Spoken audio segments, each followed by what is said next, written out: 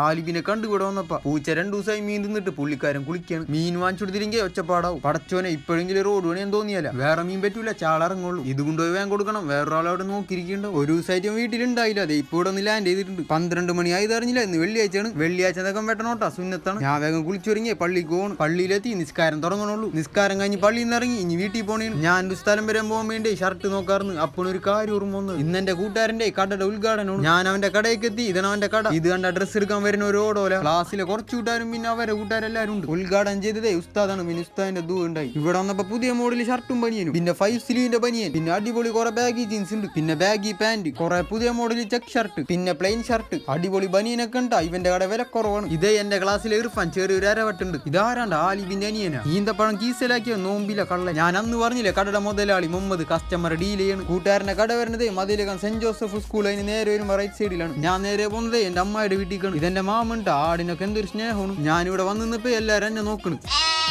അമ്മായിയുടെ മോനായിട്ട് സ്നാക്സ് വാങ്ങാൻ കടയിൽ കൊന്നു. ആവശ്യമുള്ള സാധനങ്ങൾ വാങ്ങി. കണ്ടോന്റെ പാത്രത്തിൽ തലിട്ട് ശീലുള്ള കൊക്കിനി. ഞാൻ ഇന്ന് ഇവിടുത്തെ വള്ളിയിലെ നോമ്പറക്കണത്. കുമ്മട്ടിങ്ങടത്തോണ്ട് മീനിട്ട് കൊടുത്തിട്ട് ഇവിടെ WW ആണ്. അപ്പൊ ശരിയിട്ട് അടുത്ത വീട്ടിൽ കാണാം. ബൈ. കൂട്ടുകാരെ ഫോണേന് മുമ്പേ ആ ലൈക്കും സബ്സ്ക്രൈബും ചെയ്തിട്ട് പോണോട്ടാ, മറക്കരുതിട്ടാ.